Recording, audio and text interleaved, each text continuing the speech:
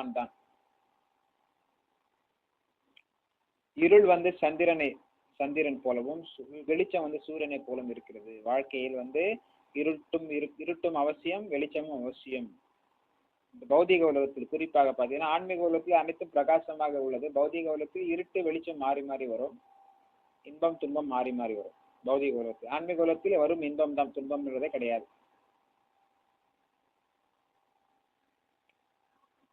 ஆத்மரூபம் யேன சர்வத்ர சமம் பக்ஷ்யதி யோ அர்ஜுனா சுகம் வாயதி துவா துக்கம் சயோகி பரமோ மதः.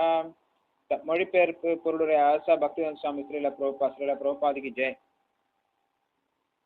அர்ஜுனா, எவன் ஒருவன் எல்லா உயிர்களுடைய சுக்க துக்கங்களை தன்னுடன் ஒப்பிட்டு காண்கிறானோ அவன் பரம யோகியாக கருதப்படுகிறான். பொருளுரை: கிருஷ்ண உணர்வில் இருப்பவனே பரம யோகியாவான்.